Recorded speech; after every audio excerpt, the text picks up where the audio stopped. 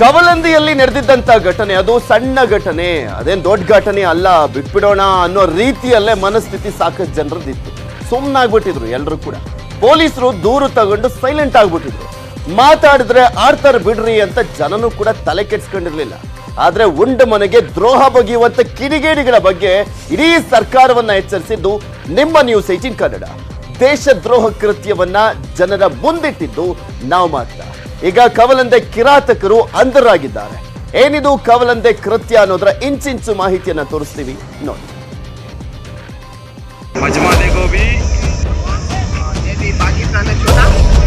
कौलंदा बोले तो छोटा पाकिस्तान हमारा गांव का ये भी पाकिस्तान है छोटा. ಈ ಘಟನಾ ಸ್ಥಳದಲ್ಲಿ ಏಕೈಕ ಚಾನೆಲ್ ಗ್ರೌಂಡ್ ರಿಪೋರ್ಟ್ ಮಾಡಿರುವಂತದ್ದು ಅಂತ ಘಟನಾ ಸ್ಥಳದಿಂದ ಲೈವ್ ಕೊಡ್ತಾ ಇದ್ದೀವಿ ನಾವು. ಮೈಸೂರು ಅಂದ್ರೆ ದೇಶವೇ ಹೆಮ್ಮೆ ಪಡುತ್ತೆ. ಮೈಸೂರಿನ ಸಾಂಸ್ಕೃತಿಕ ಕೊಡುಗೆ, ರಾಜಮನೆತನಗಳ ಕೊಡುಗೆ, ದಸರಾ ವೈಭವ, ದೇವಸ್ಥಾನಗಳ ವೈಭೋಗಗಳ ಜೊತೆ ನೆಮ್ಮದಿಯಿಂದ ಗೌರವದಿಂದ ಬಾಳ್ತಿರೋ ಮಹಾನಗರ. ಇಂಥ ಶಾಂತಿಯುತ ಮೈಸೂರು ಜಿಲ್ಲೆಯ ನಂಜನಗೂಡು ತಾಲೂಕಿನ ಕವಲಂದಿ ಗ್ರಾಮದಲ್ಲಿ ಪಾಕಿಸ್ತಾನದ ಮೇಲೆ ವ್ಯಾಮೋಹ ಪ್ರೀತಿ ಇರೋರು ಇದ್ದಾರೆ ಅನ್ನೋದು ಬೆಳಕಿಗೆ ಬಂತು. ಅದು ಸೋಷಿಯಲ್ ಮೀಡಿಯಾದಲ್ಲಿ ವೈರಲ್ ಆದ ವಿಡಿಯೋದಿಂದ. कौलंदा बोले तो छोटा पाकिस्तान ठीक है हमारा गांव का ये भी पाकिस्तान है छोटा. ಮೇ 3 ಅಂದ್ರೆ 3 ದಿನದ ಹಿಂದೆ ಕವಲಂದೆಯಲ್ಲಿ ರಂಜಾನ್ ಸಂಭ್ರಮ ಇತ್ತು. ಮುಸ್ಲಿಮರೆಲ್ಲ ಪ್ರಾರ್ಥನೆ ಮುಗಿಸಿ ಸಂಭ್ರಮಿಸುತ್ತಿದ್ದಾಗ ವಿಡಿಯೋ ಮಾಡಿದ್ದ ಕಿಡಿಗೇಡಿಗಳು ಕವಲಂದೆಗೆ ಛೋಟಾ ಪಾಕಿಸ್ತಾನ್ ಪಟ್ಟ ಕೊಟ್ಟಿದ್ರು. कौलंदा बोले तो छोटा पाकिस्तान ठीक है हमारा गांव का ये भी पाकिस्तान है छोटा. ರಂಜಾನ್ ಹಬ್ಬ ಮುಗಿದ ಮರುದಿನ ಕಿಡಿಗೇಡಿಗಳು ಸಾಮಾಜಿಕ ಜಾಲತಾಣಗಳಲ್ಲಿ ವಿಡಿಯೋ ಹರಿಬಿಟ್ಟಿದ್ರು. ಮೈಸೂರಿನ ನೆಲದಲ್ಲಿ ಪಾಕಿಸ್ತಾನಕ್ಕೆ ಜೈಕಾರ ಹಾಕಿ ಛೋಟಾ ಪಾಕಿಸ್ತಾನ್ ಪಟ್ಟ ಕೊಟ್ಟ ವಿಡಿಯೋ ವೈರಲ್ ಆಯಿತು. ನಿನ್ನೆ ಸಂಜೆ ಕಿಡಿಗೇಡಿಗಳ ವಿರುದ್ಧ ಕಪಿಲೇಶ್ ಅನ್ನೋರು ದೂರು ನೀಡಿದ್ರು. ಪೊಲೀಸರು ತನಿಖೆ ಮಾಡ್ತಿದ್ದೀವಿ ಅಂದ್ರು. ಕವಲಂದೆ ಪೊಲೀಸ್ ಸ್ಟೇಷನ್ ಅಲ್ಲಿ ಇವತ್ತು ಒಂದು ದೂರನ್ನು ದಾಖಲು ಮಾಡಿದ್ವಿ. 47/22 ಅಂಡರ್ ಸೆಕ್ಷನ್ 153A 153B 505(2) ಮತ್ತು 34 IPC ಅಡಿಯಲ್ಲಿ ನಾವು ಒಂದು ದೂರನ್ನು ದಾಖಲು ಮಾಡಿಕೊಂಡು ಈ ದೂರನ್ನ ತನಿಖೆಯನ್ನು ನಾವು ಈಗ ಕೈಗೊಂಡಿದ್ದೀವಿ. ಆದರೆ ಪ್ರಕರಣದ ಗಂಭೀರತೆ ಅರಿತ ನ್ಯೂಸ್ 18 ಕನ್ನಡ ಸುಮ್ಮನೆ ಕೂರ್ಲಿಲ್ಲ. ನಿನ್ನೆ ರಾತ್ರಿ 11 ಗಂಟೆಗೆ ಕವಲಂದೆ ಕಿರಾತಕರ ಕೃತ್ಯವನ್ನ ಎಕ್ಸ್ಕ್ಲೂಸಿವ್ ಆಗಿ ವರದಿ ಮಾಡಿತ್ತು. ಶ್ರೀರಾಮ ಸೇನೆ ಮುಖ್ಯಸ್ಥ ಮುತಾಲಿಕ್ ಕೂಡ ಕವಲಂದೆ ಚಲೋ ರ್ಯಾಲಿ ನಡೆಸ್ತೀವಿ ಅಂತ ಗುಡುಗಿದ್ರು. ನೀವು ಪಾಕಿಸ್ತಾನ ಬಗ್ಗೆ ಅಷ್ಟೇ ಪ್ರೀತಿ ವಿಶ್ವಾಸ ಇದ್ರೆ ಪಾಕಿಸ್ತಾನಕ್ಕೆ ಹೋಗಿ ಆ ಸೋಷಿಯಲ್ ಮೀಡಿಯಾದಲ್ಲಿ ಬರ್ತಾ ಇರುವಂತಹ ವಿಡಿಯೋದಲ್ಲಿ ಯಾರ್ಯಾರಿದ್ದಾರೆ ಅವರನ್ನು ಒತ್ತು ಒಳಗೆ ಹಾಕದೇ ಇದ್ರೆ ನಾವು ಕರ್ನಾಟಕದ ಶ್ರೀರಾಮ್ ಸೇನೆ ಸಂಘಟನೆ ಚಲೋ ಕೌಲಂತೆ ಕರೆ ಕೊಟ್ಟು ಅವ್ರನ್ನ ಒದ್ದು ಓಡಿಸಬೇಕಾಗತ್ತೆ ಅಂತ ಎಚ್ಚರಿಕೆಯನ್ನು ಕೊಡ್ತಾ ಇದೆ. ನಿನ್ನೆ ರಾತ್ರಿ ವರದಿ ಮಾಡಿ ಸುಮ್ಮನಾಗ್ಲಿಲ್ಲ ನಿಮ್ಮ ನ್ಯೂಸ್ 18 ಕನ್ನಡ. ಇವತ್ತು ಬೆಳಗ್ಗೆ 8 ಗಂಟೆಗೆ ಮತ್ತೆ ಕಿಡಿಗೇಡಿಗಳ ಕೃತ್ಯದ ಬಗ್ಗೆ ಗ್ರೌಂಡ್ ರಿಪೋರ್ಟ್ ಮಾಡಿದ್ವಿ. ಇಡೀ ಕರ್ನಾಟಕದಲ್ಲಿ ಘಟನಾ ಸ್ಥಳದಿಂದ ಲೈವ್ ಕವರೇಜ್ ಮಾಡಿದ್ದು ಏಕೈಕ ನ್ಯೂಸ್ ಚಾನಲ್ ನಿಮ್ಮ ನ್ಯೂಸ್ 18 ಕನ್ನಡ. ಮೈಸೂರು ಜಿಲ್ಲೆಯ ನಂಜನಗೂಡು ತಾಲೂಕಿನ ಒಂದು ಕವಲಂದೆ ಗ್ರಾಮದಲ್ಲಿ ನಾನಿದ್ದೀನಿ. ಮೈಸೂರು ಮತ್ತೆ ಚಾಮರಾಜನಗರ ಜಿಲ್ಲೆಗೆ ಒಂದು ಸಂಪರ್ಕವನ್ನು ಕಲ್ಪಿಸುವಂತ ಮುಖ್ಯ ರಸ್ತೆ ಇದೆ. ಈ ಮುಖ್ಯ ರಸ್ತೆಯಲ್ಲಿ ಎಲ್ಲರೂ ನಿಂತುಕೊಳ್ಳುವಂಥದ್ದು. ಬೆಳಗ್ಗೆ 9 ಗಂಟೆಗೆ ಮತ್ತೆ ನಂಜನಗೂಡಿನ ಕವಲಂದೆಯಿಂದ ಗ್ರೌಂಡ್ ರಿಪೋರ್ಟ್ ಜೊತೆಗೆ ಕಿಡಿಗೇಡಿ ಕೃತ್ಯದ ಬಗ್ಗೆ ಜನಾಭಿಪ್ರಾಯ ಸಂಗ್ರಹಿಸಿದ್ವಿ. ಸ್ಟುಡಿಯೋದಲ್ಲೂ ಮೆಗಾ ಡಿಬೇಟ್ ನಡೆಸಿದ್ದು ನಿಮ್ಮ ನ್ಯೂಸ್ 18 ಕನ್ನಡ. ಈ ಹುಡುಗರು ಮಾಡಿದಾರಲ್ಲ ಕಿಡಿಗೇಡಿಗಳು, ಈ ಹುಡುಗರು ಕಿಡಿಗೇಡಿಗಳು ಮಾಡಿದಾರಲ್ಲ, ಅವ್ರನ್ನ ಅರೆಸ್ಟ್ ಮಾಡ್ಬಿಟ್ಟು ಫಸ್ಟ್ ಜೈಲ್ಗೆ ಹಾಕ್ಬೇಕು. ಇವರು ಸುಮ್ಮನೆ ಇರೋದಕ್ಕೇನೆ ಇವತ್ತು ಈ ರೀತಿಯಾದಂತಹ ವಾತಾವರಣ ಈ ರಾಷ್ಟ್ರದಲ್ಲಿ ನಿರ್ಮಾಣ ಆಗ್ತಾ ಇದೆ. ಬೆಳಿಗ್ಗೆ 10 ಗಂಟೆಗೂ ಕವಲಂದೆಯಿಂದ ನ್ಯೂಸ್ 18 ನಿರಂತರವಾಗಿ ಗ್ರೌಂಡ್ ರಿಪೋರ್ಟ್ ಮಾಡ್ತಿದ್ದಾಗ ಕೆಲ ಕಿಡಿಗೇಡಿಗಳು ಆತಂಕದ ವಾತಾವರಣ ಸೃಷ್ಟಿಸಿದ್ರು. ಬೆಳಿಗ್ಗೆ 10:15ಕ್ಕೆ ಮುನ್ನೆಚ್ಚರಿಕೆಯಾಗಿ ಘಟನೆ ನಡೆದ ಸ್ಥಳದಲ್ಲಿ ಪೊಲೀಸರು ಬಿಗಿ ಭದ್ರತೆ ಹಾಕಿದ್ರು. ಎಲ್ಲೋ ಇರುವಂತ ಪಾಕಿಸ್ತಾನಕ್ಕೆ ಕವಲಂದೆಯನ್ನ ಹೋಲಿಕೆ ಮಾಡುವಂತದ್ದು ಇದೆಯಲ್ಲ, ಅದು ಮತ್ತಷ್ಟು ಧ್ರುವೀಕರಣಗಳನ್ನ, ಮತ್ತಷ್ಟು ಗೊಂದಲಗಳನ್ನ, ಮತ್ತಷ್ಟು ಒತ್ತಡಗಳನ್ನ ಸಮಾಜದೊಳಗೆ ಸೃಷ್ಟಿ ಮಾಡುವಂತ ಆತಂಕ ಖಂಡಿತ ಇದೆ. ಈ ಬೆಳಗ್ಗೆ 10:30ಕ್ಕೆ ನ್ಯೂಸ್ 18 ವರದಿಯಿಂದ ಸರ್ಕಾರ ಎಚ್ಚೆತ್ತುಕೊಳ್ತು. ಮೈಸೂರು ಎಸ್ಪಿ ಚೇತನ್ ಅವರಿಂದ ಮುಖ್ಯಮಂತ್ರಿಗಳು ಖುದ್ದಾಗಿ ಘಟನೆ ಬಗ್ಗೆ ವರದಿ ಕೇಳಿದ್ರು. ಸಿಎಂ ವರದಿ ಕೇಳಿದ ಬೆನ್ನಲ್ಲೇ ನ್ಯೂಸ್ 18 ವರದಿಯಿಂದ ಎಚ್ಚೆತ್ತ ಗೃಹ ಸಚಿವ ಅರಗ ಜ್ಞಾನೇಂದ್ರ ಅವರು ವರದಿ ಕೇಳಿ ಕಾನೂನು ಸುವ್ಯವಸ್ಥೆಗೆ ಧಕ್ಕೆ ಆಗದಂತೆ ಕ್ರಮ ಕೈಗೊಳ್ತೀವಿ ಎಂದರು. ನಾನು ಎಸ್ ಪಿ ಮಾತಾಡ್ತೇನೆ, ಅದನ್ನು ಗಮನಿಸಿ ಅದಕ್ಕೆ ಆ್ಯಕ್ಷನ್ ತೊಗೊಳಕ್ಕೆ ಹೇಳ್ತೇನೆ. ನಾನು ಕೂಡ ಕೇಳಿದೆ, ಸೋಷಿಯಲ್ ಮೀಡಿಯಾದಲ್ಲಿ ಅದು ಸ್ವಲ್ಪ ಬರ್ತಾ ಇದೆ. ನಾನು ಮಾತಾಡಿದ್ದೀನಿ ಹಿರಿಯ ಅಧಿಕಾರಿಗಳ ಜೊತೆಗೆ, ಇದ್ರ ಬಗ್ಗೆ ತನಿಖೆ ಮಾಡಬೇಕು ಅಂತ ಹೇಳಿದ್ದೀನಿ, ತನಿಖೆ ಮಾಡ್ತೀನಿ. ಯಾವಾಗ ನ್ಯೂಸ್ 18 ಕನ್ನಡ ಸರ್ಕಾರವನ್ನೇ ಎಚ್ಚರಿಸ್ತೋ ಸಿಎಂ ಹೋಮ್ ಮಿನಿಸ್ಟರ್ ವರದಿ ಕೇಳಿದ್ರು, ಆಗ ಪೊಲೀಸರು ಫೀಲ್ಡ್ಗಿಳಿದ್ರು. ಬೆಳಗ್ಗೆ 10:45ಕ್ಕೆ ಘೋಷಣೆ ಕೂಗಿದ ಆರೋಪಿಗಳ ಗುರುತು ಪತ್ತೆ ಹಚ್ಚಿದ್ರು. ಕವಲಂದೆ ಛೋಟಾ ಪಾಕಿಸ್ತಾನ್ ಅಂತ ಕೂಗಿದ್ದು ಅನಾನ್ ಅಲಿ ಖಾನ್ ಮತ್ತು ಫಯಾಜ್ ಶರೀಫ್ ಅನ್ನೋದನ್ನ ಪತ್ತೆ ಮಾಡಿದ್ರು. हमारा गांव का ये भी पाकिस्तान है छोटा काट देंगे कौलंदा बोले तो छोटा पाकिस्तान ಮಧ್ಯಾಹ್ನ 12:30ಕ್ಕೆ ಕವಲಂದೆ ಛೋಟಾ ಪಾಕಿಸ್ತಾನ್ ಎಂದಿದ್ದ ಅನಾನ್ ಖಾನ್ ಫಯಾಜ್ ಶರೀಫ್ನನ್ನ ವಶಕ್ಕೆ ಪಡೆದ್ರು. ಇಬ್ಬರನ್ನ ವಿಚಾರಣೆ ಮಾಡಿದ ಮೇಲೆ ವಿಡಿಯೋ ಮಾಡಿದ್ದು ನಾವೇ, ಛೋಟಾ ಪಾಕಿಸ್ತಾನ್ ಅಂದಿದ್ದು ನಾವೇ ಅಂತ ಒಪ್ಕೊಂಡ್ರು. ತಕ್ಷಣ ಪೊಲೀಸರು ತನಿಖೆ ಶುರು ಮಾಡಿದ್ರು. ಮಧ್ಯಾಹ್ನ 3:30ಕ್ಕೆ ಆರೋಪಿಗಳನ್ನ ಘಟನಾ ಸ್ಥಳಕ್ಕೆ ಕರೆತಂದು ಮಹಜಾರ್ ಶುರು ಮಾಡಿದ್ರು. ಘೋಷಣೆ ಕೂಗಿದ ಸ್ಥಳ, ಅಂದಿನ ಸ್ಥಿತಿಗತಿಗಳ ಮಾಹಿತಿ ಕಲೆ ಹಾಕಿದ್ರು. ಇದು ನಮ್ಮ ಛೋಟಾ ಪಾಕಿಸ್ತಾನ್, ಚಿಕ್ಕದು, ಕೊಯ್ದು ಬಿಡ್ತೀವಿ. ಕವಲಂದೆ ಅಂದ್ರೆ ಛೋಟಾ ಪಾಕಿಸ್ತಾನ್ ಸರಿನಾ ಅಂದಿದ್ದ ಆರೋಪಿಗಳಿಗೀಗ ಕಾನೂನಿನ ಪಾಠ ಹೇಳಿಕೊಡ್ತಿದ್ದಾರೆ.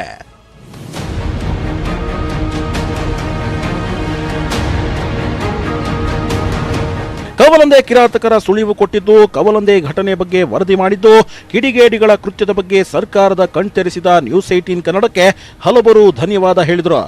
ಈ ಸಂದರ್ಭದಲ್ಲಿ ನಾನು ಮೊದಲನೇದಾಗಿ ನಿಮ್ ಚಾನೆಲ್ಗೆ ಅಭಿನಂದನೆಗಳನ್ನ, ಧನ್ಯವಾದಗಳನ್ನ ತಿಳಿಸ್ತೀನಿ. ಯಾಕೆಂದ್ರೆ ನಿರಂತರವಾಗಿ ಬೆಳಗ್ಗೆಯಿಂದನೂ ಈ ವಿಚಾರದ ಮೇಲೆ ಬೆಳಕು ಚೆಲ್ಲಿ ಪೊಲೀಸರ ಕಾರ್ಯಪ್ರವೃತ್ತರಾಗಿ ದುಷ್ಕರ್ಮಿಗಳನ್ನ, ದೇಶದ್ರೋಹಿಗಳನ್ನ ಬೆನ್ನಟ್ಟಿ ಬಂಧಿಸುವಲ್ಲಿ ಯಶಸ್ವಿಯಾಗಿದ್ದಾರೆ. ಅಂದ್ರೆ ಅದರಲ್ಲಿ ನಿಮ್ಮ ಚಾನೆಲ್ನ ಪಾತ್ರ ಬಹಳಷ್ಟು ಇದೆ ಅಂತ ನಾನು ಈ ಸಂದರ್ಭದಲ್ಲಿ ಹೇಳಕ್ಕೆ ಇಷ್ಟಪಡ್ತೀನಿ.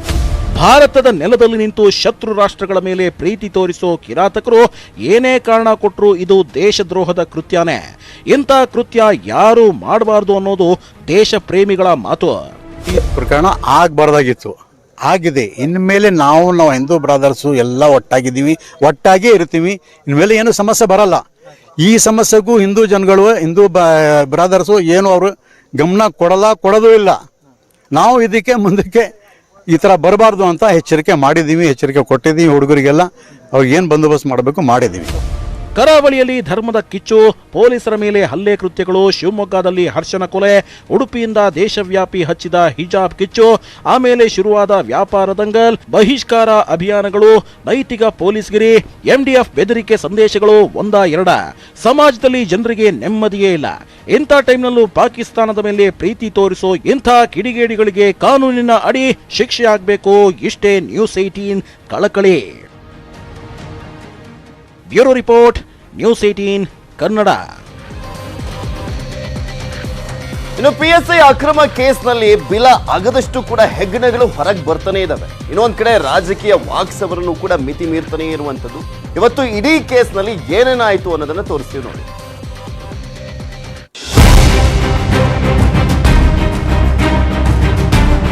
ಮೂಲ ಕಿಂಗ್ ಪಿನ್ ಅವರು ಟಚ್ ಮಾಡೋಕ್ಕಾಗಲ್ಲ. ಅವರು ಟಚ್ ಮಾಡಿದ್ರೆ ಸರ್ಕಾರಿ ಉಳಿತದೆ. ಅವರು ಸರ್ಕಾರ ಬಿದ್ದೋದ್ರಕ್ಕಿಂತೆಲ್ಲ ಅವ್ರನ್ನ ಅರೆಸ್ಟ್ ಮಾಡ್ತಾರೆ. PSI ನೇಮಕಾತಿ ಸ್ಕ್ಯಾಮ್ನಲ್ಲಿ ರಾಜಕೀಯ ದಂಗಲ್.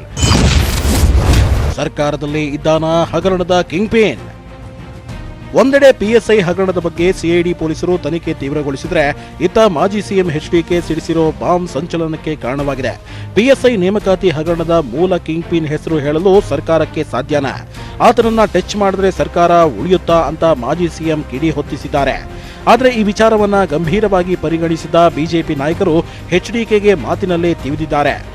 ನಡೆದಿದೆಯಲ್ಲ PSI ಇದು ಮೂಲ ಕಿಂಗ್ ಪಿನ್ನು, ಈ ಸರ್ಕಾರಕ್ಕೆ ಹೆಸರು ಹೇಳಕ್ಕೆ ಸಾಧ್ಯವಾ?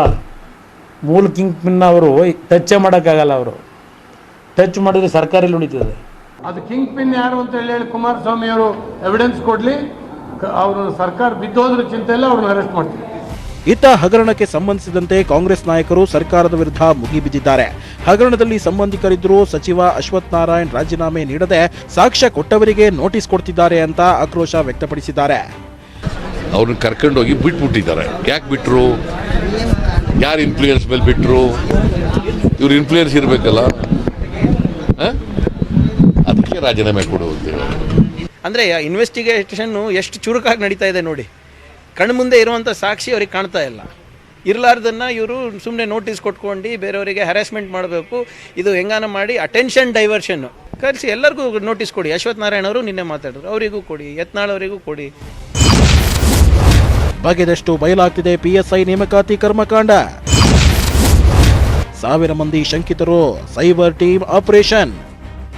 ರಾಜಕೀಯ ವಾಕ್ಸಮರ ಒಂದ್ ಕಡೆಯಾದ್ರೆ ತನಿಖೆ ನಡೆಸ್ತಿರೋ CID ಬಲೆಗೆ ಒಬ್ಬೊಬ್ಬರೇ ಬೀಳ್ತಾ ಇದ್ದಾರೆ. ಈ ಮಧ್ಯೆ ಟೆಕ್ನಿಕಲ್ ಎವಿಡೆನ್ಸ್ ಕಲೆ ಹಾಕಲು ಸ್ಪೆಷಲ್ ಸೈಬರ್ ಅಧಿಕಾರಿಗಳ 2 ತಂಡ ಫೀಲ್ಡ್ಗಿಳಿದಿದ್ದು ಮೊಬೈಲ್ಗಳಲ್ಲಿನ ರಹಸ್ಯಗಳನ್ನ ಹೊರಹಾಕಿಸುತ್ತಿದ್ದಾರೆ.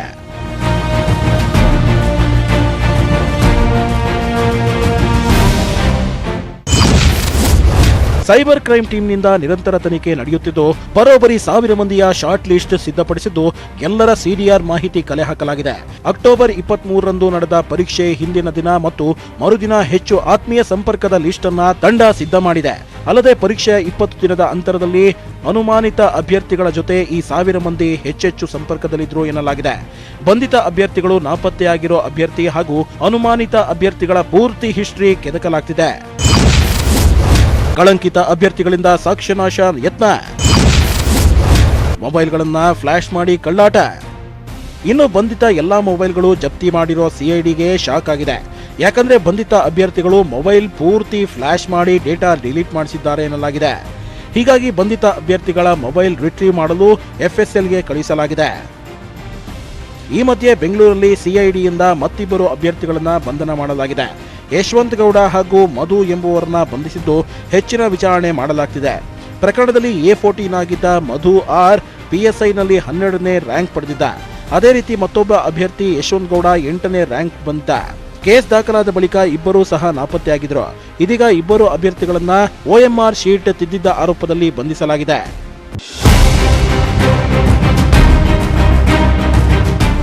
ಇದಲ್ಲದೆ ಅಣ್ಣ ತಮ್ಮ ಇಬ್ಬರು ಅಕ್ರಮದಲ್ಲಿ ಭಾಗಿಯಾಗಿದ್ದು FIR ದಾಖಲಾಗಿದೆ. ನಾರಾಯಣ ಹಾಗೂ ಆತನ ಸಹೋದರ ನಾಗರಾಜ್ ಎಂಬುವರ OMR ಮತ್ತು ಕಾರ್ಬನ್ ಶೀಟ್ನಲ್ಲಿ ವ್ಯತ್ಯಾಸ ಕಂಡು ಬಂದಿರೋದ್ರಿಂದ ದೂರು ದಾಖಲಾಗಿದೆ. ಅತ್ತ ಕಲಬುರಗಿಯಲ್ಲೂ CID ತನಿಖೆ ಚುರುಕು ಪಡೆದಿದ್ದು ಬೆರಳಚ್ಚು ವಿಭಾಗದ CPI ಆನಂದ್ ಮೇತ್ರಿ ಎಂಬುವರನ್ನ ಕೂಡ ಅರೆಸ್ಟ್ ಮಾಡಿ ವಿಚಾರಣೆ ತೀವ್ರಗೊಳಿಸಿದ್ದಾರೆ. Bureau report, news 18 Kannada. ಮುಖ್ಯಮಂತ್ರಿ ಆಗ್ಬೇಕಾ 2,500 ಕೋಟಿ ಕೊಡಿ, ಮಂತ್ರಿ ಆಗ್ಬೇಕಾ 100 ಕೋಟಿ ಬೇಕು, ನನಗೂ ಈ ಆಫರ್ ಬಂದಿತ್ತು ಹಿಂಗಂತ ಹೇಳಿದ್ದು ಬಸನಗೌಡ ಪಾಟೀಲ್ ಯತ್ನಾಳ್ ಹೊಸ ಬಾಂಬ್ ಅನ್ನ ಹಾಕಿದ್ದಾರೆ. ಯತ್ನಾಳ್ ಹೇಳಿಕೆ ಕೇಳ್ಕೊಂಡು ಸುಮ್ಮನಿರ್ತಾರ ಕಾಂಗ್ರೆಸ್? ಒಳ್ಳೆ ಆಹಾರ ಸಿಕ್ತು, ಅಸ್ತ್ರ ಸಿಕ್ತು, ಇದು ರಾಷ್ಟ್ರ ಮಟ್ಟದಲ್ಲಿ ಚರ್ಚೆ ಆಗ್ಬೇಕು ಅಂತ ಹೇಳ್ತಾ ಇದ್ದಾರೆ. CM ಕುರ್ಚಿ ಸೇಲ್ ವಿಷಯದಲ್ಲಿ ಯಾರ್ಯಾರು ಏನೇನ್ ಮಾತನಾಡಿದ್ರು ನೋಡ್ಕೊಳ್ಳೋಣ. ದಿಲ್ಲಿ ಮಂದಿ ಬಂದರು ನಾನು ಬಲ್ಲಿ ನಿಮ್ಮನ್ನ ಮುಖ್ಯಮಂತ್ರಿ ಮಾಡ್ತೀವಿ, 2,500 ಕೋಟಿ ರೂಪಾಯಿ ಸಜ್ಜು ಮಾಡಿಡ್ರಂತ. ನಾನು ಯಾವ ಮಕ್ಕಳೇ 2,500 ಕೋಟಿ ರೂಪಾಯಿ ಅಂದ್ರೆ ಏನಾಗಿ ತಿಳ್ಕೊಂಡ್ರು ಅಂದಣ ಬರ್ತಾವ ಗಿರಾಕಿಗಳು. ಇನ್ನು ಎಲೆಕ್ಷನ್ ಚಾಲು ಇನ್ನ ಯತ್ನಾಳ್ ಅವ್ರು ಹೇಳಿದ್ದಾರೆ ಚೀಫ್ ಮಿನಿಸ್ಟರ್ ಆಗ್ಬೇಕಾದ್ರೆ 2,500 ಕೋಟಿ ಬೇಕು ಅಂತ ಕೊಡಬೇಕು ಅಂತ, ಮಂತ್ರಿ ಆಗ್ಬೇಕಾದ್ರೆ 100 ಕೋಟಿ ಅಂತ ಹೇಳಿದ್ದಾರೆ. ಎಲ್ಲ ಫಿಕ್ಸ್ ಆಗ್ಬಿಟ್ಟಿದೆ. ಕೂಡಲೇ ಇಂಥ ವಿಚಾರಗಳಿಗೆ ಗಂಭೀರವಾಗಿ ತೆಗೆದುಕೊಂಡು ಯತ್ನಾಳ್ ಸ್ಟೇಟ್ಮೆಂಟ್ ಇದೆ, ಇದು ನ್ಯಾಷನಲ್ ಲೆವೆಲ್ ಡಿಬೇಟ್ ಆಗಬೇಕು.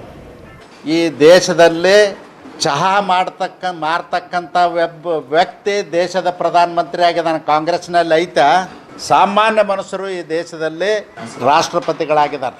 ಅದು ಭಾರತೀಯ ಜನತಾ ಪಕ್ಷದಲ್ಲೇ ವ್ಯವಸ್ಥೆ ಇರೋದು, ಇನ್ಯಾವ ಪಕ್ಷದಲ್ಲಿಯೂ ಇಲ್ಲ. ಭಾರತದಲ್ಲಿ ಕೊರೋನಾದಿಂದ ಸತ್ತವರ ಲೆಕ್ಕಾಚಾರದ ವಿಚಾರಕ್ಕೆ ಸಂಬಂಧಪಟ್ಟಂತೆ ಜೋರಾಗಿ ಚರ್ಚೆ ನಡೀತಾ ಇದೆ. ಕೇಂದ್ರ ಸರ್ಕಾರ, ಕರ್ನಾಟಕ ಸರ್ಕಾರ ಸತ್ತವರ ಲೆಕ್ಕವನ್ನು ಮುಚ್ಚಿಟ್ಟಿದೆಯಾ ಅನ್ನುವಂಥ ಪ್ರಶ್ನೆ ಇದ್ದಿದೆ. ಹೌದು ಅಂತ ಹೇಳ್ತಾ ಇದೆ ವಿಶ್ವ ಆರೋಗ್ಯ ಸಂಸ್ಥೆ. ಕೋವಿಡ್ನಿಂದ ಸತ್ತವರ ಸಂಖ್ಯೆಯಲ್ಲಿ ಜಗತ್ತಿನಲ್ಲೇ ಭಾರತ ನಂಬರ್ 1 ಅಂತ ವರದಿಯನ್ನು ಕೊಟ್ಟಿರುವಂಥದ್ದು. ಈಗ ಕಾಂಗ್ರೆಸ್ನವರು ಕೇಂದ್ರದ ಮೇಲೆ ಇದೇ ವಿಚಾರಕ್ಕೆ ಸಂಬಂಧಪಟ್ಟಂತೆ ವಾಗ್ದಾಳಿಯನ್ನು ಮಾಡ್ತಾ ಮುಗಿಬಿದ್ದಿದ್ದಾರೆ. ಭಾರತ ಕೊರೋನಾ ಸಾವಿನ ಲೆಕ್ಕ ಮುಚ್ಚಿಟ್ಟಿತ್ತ? ವಿಶ್ವ ಆರೋಗ್ಯ ಸಂಸ್ಥೆ ಕೊಟ್ಟ ಸಾವಿನ ಲೆಕ್ಕ ನಿಜಾನ? ಕೊರೋನಾ ಹೆಮ್ಮಾರಿಗೆ ಭಾರತದಲ್ಲಿ ಆದ ಸಾವು ನೋವಿಗೆ ಲೆಕ್ಕನೇ ಇಲ್ಲ. ಲೆಕ್ಕ ಇದ್ರೂ ಕೇಂದ್ರ ಮತ್ತು ರಾಜ್ಯ ಸರ್ಕಾರ ಜನರಿಂದ ಮುಚ್ಚಿಟ್ಟಿದೆ. ಹೀಗಂತ ಕಾಂಗ್ರೆಸ್ನವರು ಪದೇ ಪದೇ ಆರೋಪವನ್ನ ಮಾಡ್ತಾ ಇದ್ರು. ಆದ್ರೆ ಇವತ್ತು ವಿಶ್ವ ಆರೋಗ್ಯ ಸಂಸ್ಥೆ ಕೊಟ್ಟಿರುವಂತ ಲೆಕ್ಕವನ್ನ ನೋಡಿದ್ರೆ ಬಿಜೆಪಿ ಮೇಲಿನ ಆರೋಪ ನಿಜಾನ ಅನಿಸ್ತಾ ಇದೆ. ಹಾಗಿದ್ರೆ ಕೇಂದ್ರದ ಲೆಕ್ಕ, WHO ಲೆಕ್ಕ, ಕರ್ನಾಟಕದ ಲೆಕ್ಕ, ಕಾಂಗ್ರೆಸ್ ಕೊಟ್ಟಿರುವಂತ ಕೊರೋನಾ ಸಾವಿನ ಲೆಕ್ಕ ಎಷ್ಟು ಅಂತ ನೋಡೋಣ. ಒಂದನೇ ಅಲೆ 2020. WHO ಲೆಕ್ಕದ ಪ್ರಕಾರ 8.3 ಲಕ್ಷ ಸಾವು.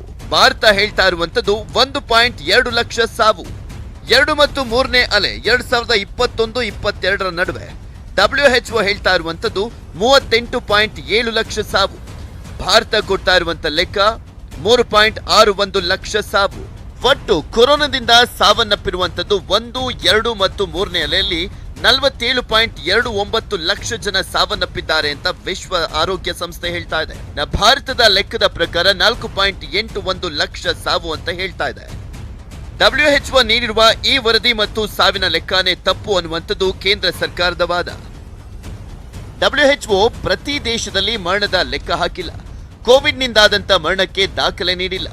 ವೆಬ್ಸೈಟ್ ಮಾಧ್ಯಮ ವರದಿ ಲೆಕ್ಕ ಕೊಟ್ಟಿದ್ದಾರಷ್ಟೇ. WHO ತಮ್ಮದೇ ವರದಿ ಮೇಲೆ ಅಂದಾಜು ಲೆಕ್ಕ ನೀಡಿದೆ. WHO ನೀಡಿರುವ ಸಮರ್ಪಕ ಲೆಕ್ಕ ವಾಸ್ತವಕ್ಕೆ ದೂರ. ಭಾರತದಲ್ಲಿ ಜನನ ಮರಣ ನೋಂದಣಿ ದಾಖಲಾಗುತ್ತೆ. 2021 4.81 ಲಕ್ಷ, ಇವತ್ತಿಗೆ 5.24 ಲಕ್ಷ ಸಾವಾಗಿದೆ. ಜನನ ಮರಣ ಪ್ರಮಾಣ ಪತ್ರಗಳಲ್ಲಿ ಕಾರಣವೂ ಕೂಡ ಇರುತ್ತೆ. ಇದು ಕೇಂದ್ರ ಸರ್ಕಾರ ಕೊಟ್ಟಿರುವಂತ ಹೇಳಿಕೆ. ಆದರೆ ವಿಶ್ವ ಆರೋಗ್ಯ ಸಂಸ್ಥೆ ವರದಿ ಆಧರಿಸಿ ಕಾಂಗ್ರೆಸ್ ಅಧ್ಯಕ್ಷ ರಾಹುಲ್ ಗಾಂಧಿ ಟ್ವೀಟ್ ಮಾಡಿದ್ರು. ಕೋವಿಡ್ ಸಾಂಕ್ರಾಮಿಕ ರೋಗದಿಂದಾಗಿ 47 ಲಕ್ಷ ಭಾರತೀಯರು ಸಾವನ್ನಪ್ಪಿದ್ದಾರೆ. ಭಾರತ ಸರ್ಕಾರ ಹೇಳಿರುವಂತೆ 4.81 ಲಕ್ಷ ಅಲ್ಲ. ವಿಜ್ಞಾನ ಸುಳ್ಳು ಹೇಳೋದಿಲ್ಲ. ಮೋದಿ ಸುಳ್ಳು ಹೇಳುತ್ತಾರೆ. ಪ್ರೀತಿ ಪಾತ್ರರನ್ನ ಕಳೆದುಕೊಂಡಂತ ಕುಟುಂಬಗಳನ್ನ ಗೌರವಿಸಿ, ಕಡ್ಡಾಯ 4 ಲಕ್ಷ ರೂಪಾಯಿ ಪರಿಹಾರವನ್ನ ಕೊಟ್ಟು ಅವರ ನೆರವಿಗೆ ಧಾವಿಸಿ ಅಂತ ಟ್ವೀಟ್ ಹಾಕಿದ್ದಾರೆ. ಇನ್ನು ಕರ್ನಾಟಕದಲ್ಲೂ ಕೂಡ ಸಾವಿನ ಲೆಕ್ಕವನ್ನ ಮುಚ್ಚಿಟ್ಟಿದೆ ಅಂತ ರಾಜ್ಯ ಕಾಂಗ್ರೆಸ್ ನಾಯಕರದ್ದು ನೇರ ಆರೋಪ. ಇವತ್ತವರೆಗೂ ಕೊರೋನಾಲಿ ಸತ್ತ ಕುಟುಂಬಕ್ಕೆ ಹಣವನ್ನ ಕೊಟ್ಟಿಲ್ಲ. 300 ಚಿಲ್ಲ ಜನ ಏನು ಅವ್ರು ಒಪ್ಕೊಂಡಿದ್ದಾರೆ ಅಷ್ಟಕ್ಕೆ ಕೊಟ್ಟಿಲ್ಲ. ಈ ರಾಜ್ಯದಲ್ಲಿ 47 ಲಕ್ಷ ಸತ್ತಿದ್ದಾರೆ ಅಂತ ಹೇಳಿ ವರ್ಲ್ಡ್ ಹೆಲ್ತ್ ಆರ್ಗನೈಸೇಷನ್ ಕೊಟ್ಟಿದ್ದಾರೆ. ಸುಪ್ರೀಂ ಕೋರ್ಟು ಹೈಕೋರ್ಟು ಕೂಡ ಅವರಿಗೆ ಕಾಂಪನ್ಸೇಷನ್ ಕೊಡಬೇಕು ಅಂತ ಹೇಳಿದ್ದಾರೆ. That is a bound commitment. ಇವತ್ತವರೆಗೂ ಆಗಿಲ್ಲ. ಇವತ್ತು WHO ಅವರು ಕೊಟ್ಟಿರುವಂಥ ಅಂಕಿಅಂಶಗಳಕ್ಕಿಂತ ಜಾಸ್ತಿ ಇದೆ ಅಂತ ನನ್ನ ಅನುಮಾನ. BJP ಗವರ್ನ್ಡ್ ಸ್ಟೇಟ್ಸ್ನಲ್ಲಿ ಏನು ಡೇಟಾನೇ ರಿಲೀಸ್ ಮಾಡಿಲ್ಲ ಇವರು ಕೊನೆ ತನಕ. ಈಗಲೂ ಏನು ಹೇಳ್ತಾ ಇದ್ದಾರೆ, ಸುಳ್ಳೇ ಹೇಳ್ತಾ ಇದ್ದಾರೆ. ಸೊ ಇವೆಲ್ಲ ನೋಡಿದ್ರೆ ಸರ್ಕಾರ ಕರೋನಾನ ಟ್ಯಾಕಲ್ ಮಾಡೋದ್ರಲ್ಲಿ ಸಂಪೂರ್ಣ ವಿಫಲವಾಗಿದೆ ಅಂತ ಎತ್ತು. ಇನ್ನು ಕರ್ನಾಟಕದಲ್ಲೂ ಲೆಕ್ಕ ಮುಚ್ಚಿಟ್ಟಿದ್ದಾರೆ ಎನ್ನುವಂತ ಕಾಂಗ್ರೆಸ್ ಆರೋಪಕ್ಕೆ ಸುಧಾಕರ್ ಟ್ವಿಟರ್ನಲ್ಲಿ ಪ್ರತಿಕ್ರಿಯೆಯನ್ನು ಕೊಟ್ಟಿದ್ರು. ಕೊರೋನಾ ಅಂಕಿ ಅಂಶ ದಾಖಲಿಸಲಿಕ್ಕೆ ರಾಜ್ಯದಲ್ಲಿ ಪಾರದರ್ಶಕ ವ್ಯವಸ್ಥೆ ಇದೆ. ಈವರೆಗೂ 40,060 ಜನ ಕೊರೋನಾ ಸೋಂಕಿನಿಂದ ಮೃತಪಟ್ಟಿದ್ದಕ್ಕೆ ಅಧಿಕೃತ ದಾಖಲೆಗಳಿದ್ದಾವೆ. ಊಹಾಪೋಹ ಅಪಪ್ರಚಾರಗಳಿಗೆ ಕಿವಿಗೊಡುವಂತದ್ದು ಬೇಡ ಅಂತ ಟ್ವೀಟ್ ಅನ್ನು ಹಾಕಿದ್ದಾರೆ. Bureau report, news 18 Kannada. ಅಗ್ರರಾಷ್ಟ್ರೀಯ ವಾರ್ತೆ ಮುಂದುವರಿಯುತ್ತೆ ಒಂದು ಚಿಕ್ಕ ಬ್ರೇಕ್ ಆದ್ಮೇಲೆ.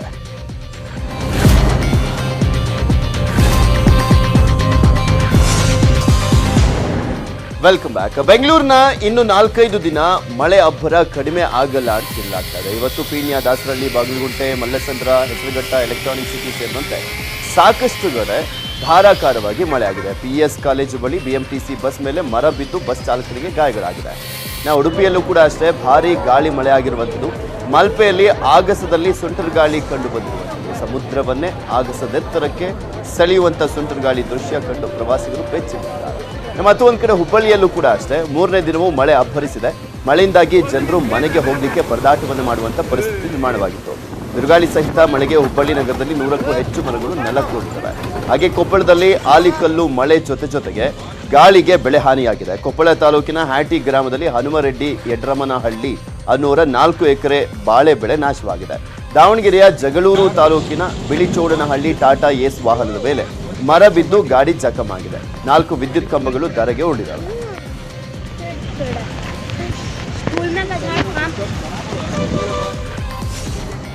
ಅಗ್ರರಾಷ್ಟ್ರೀಯ ವಾರ್ತೆ ಮುಂದುವರಿಯುತ್ತೆ ಮತ್ತೊಂದು ಚಿಕ್ಕ ಬ್ರೇಕ್ ಆದ್ಮೇಲೆ.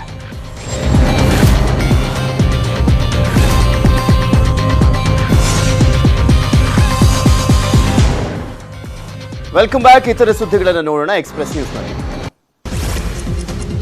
ಮೂಡಿಗೆರೆ ಶಾಸಕ MP ಕುಮಾರಸ್ವಾಮಿ ಮಲ್ಲಂದೂರು ಇನ್ಸ್ಪೆಕ್ಟರ್ ರವೀಶ್ಗೆ ಆವಾಜ್, ಯಾರನ್ನ ಕೇಳಿ ಚಾರ್ಜ್ ತಗೊಂಡೆ ಅಂತ ಏಕವಚನದಲ್ಲಿ ನಿಂದನೆ. ಜಾತಿ ಎಳೆದುಕೊಂಡು ಮತ್ತೆ ಕಿರಿಕ್. ಮತ್ತೆ ಪಂಚಮಸಾಲಿ 2A ಮೀಸಲಾತಿಗೆ ಆಗ್ರಹಿಸಿ ಸರಣಿ ಸಭೆ. ವಿಜಯಪುರದಲ್ಲಿ ಪಂಚಮಸಾಲಿ ಮುಖಂಡರ ಜೊತೆಗೆ ಬಸವ ಜಯ ಮೃತ್ಯುಂಜಯ ಶ್ರೀಗಳ ಸಭೆ. CM ಮನೆ ಎದುರು ಧರಣಿಗೆ ಪ್ಲಾನ್.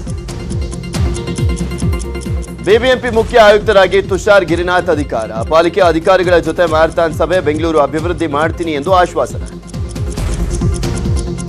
ಬಿಜೆಪಿ ನಾಯಕ ತೇಜಿಂದರ್ ಪಾಲ್ ಸಿಂಗ್ ಬಗ್ಗಾ ಬಂಧನ. ದೆಹಲಿಯಲ್ಲಿ ಎಎಪಿ ಕಚೇರಿಗೆ ಮುತ್ತಿಗೆ ಹಾಕಲಿಕ್ಕೆ ಬಿಜೆಪಿ ಕಾರ್ಯಕರ್ತರ ಯತ್ನ. ಹೈರಾಣಾದ ಪೊಲೀಸರು. ಅಮರನಾಥ ಯಾತ್ರೆಗೆ ಉಗ್ರರ ಕರಿನೆರಳು. ಅನಂತನಾಗ್ ಜಿಲ್ಲೆಯ ಪಹಲ್ಗಾಮ್ನಲ್ಲಿ 3 ಉಗ್ರರ ಹತ್ಯೆ. ಜಮ್ಮು ಕಾಶ್ಮೀರದಲ್ಲಿ ರಕ್ತ ಬಿಜಾಸುರರಿಗಾಗಿ ಸೇನೆ ಶೋಧ. ಇದು ಇವತ್ತಿನ ಅಗ್ರ ರಾಷ್ಟ್ರೀಯ ವಾರ್ತೆ. ನಾನು ಪೃಥ್ವಿರಾಜ್ ಹಾರನಹಳ್ಳಿ. ನೋಡ್ತಾ ಇರಿ ನ್ಯೂಸ್ 18 ಕನ್ನಡ. ಜಾಲ ನಮ್ಮದು, ಬಲ ನಿಮ್ಮದು.